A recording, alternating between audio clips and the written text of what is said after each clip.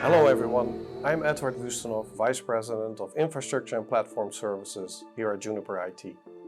I've done a lot of cool stuff at companies like Sun Microsystems, Netflix, Complete Genomics, and even served as CTO at Wustenhoff. One thing you should know about me though, I'm a big fan of Iron Man, particularly his workshop, even though he's a handsome billionaire. But his workshop represents, in my opinion, how the future should look like in building new technology. In the movies, we see Tony Stark solving complex problems, easily visualizing them with cool holographs and building solutions in a snap. Isn't that something we all would want? But this is important. He also has help, Jarvis, his artificial intelligence. That one runs testing scenarios, handling time-consuming work, and so Iron Man can, save the world. And I believe that workshop is a great analogy on how I look at IT and IT infrastructure. I bring that attitude into my role here at Juniper, managing the availability, security, performance, economics, and change, also known as aspects of infrastructure with this belief. A huge part of my job is defining and reshaping what infrastructure operations really means.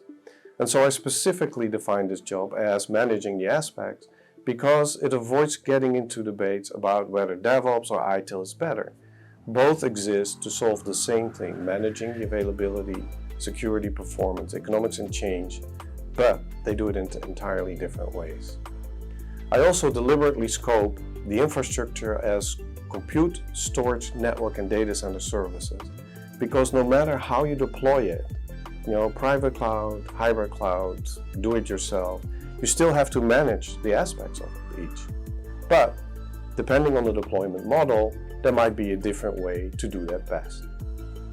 Managing those services successfully always requires a combination of technology, people, and process. So it's not either or, but sometimes you need more people, sometimes you need less process, but preferably you use as much technology and automation as you can because you avoid errors.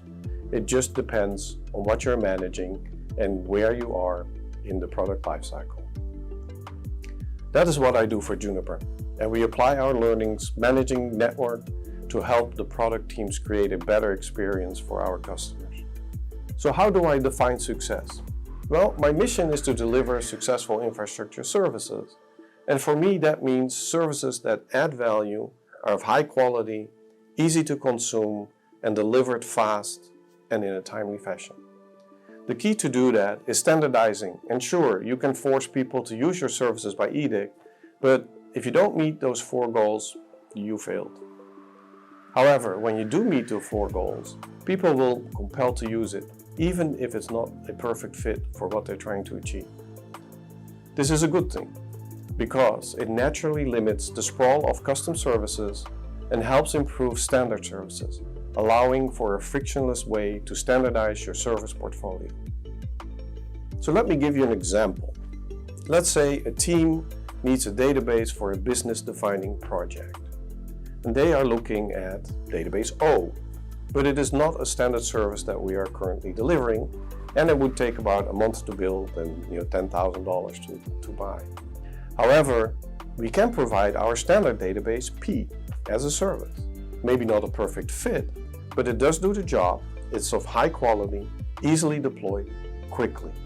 My experience is that 90–95% of the time, people will opt to use database P because the team is not out to build a perfect database, it's out to deliver value to the business. Of course, if database O does add a specific value and is being asked for frequently, one should consider building a standard service for that. And now that you know a little bit more about me and my approach, I'd like to invite you into my workshop to see how the team at Juniper is using Juniper technology and the above principles to create and run the network of the future. I'll be sharing real-world examples and how we are solving some of our company's biggest challenges by creating a more sustainable infrastructure, dealing with public versus private cloud, and implementing access points across tens of thousands of offices. With that, let's make it happen. I'll see you soon.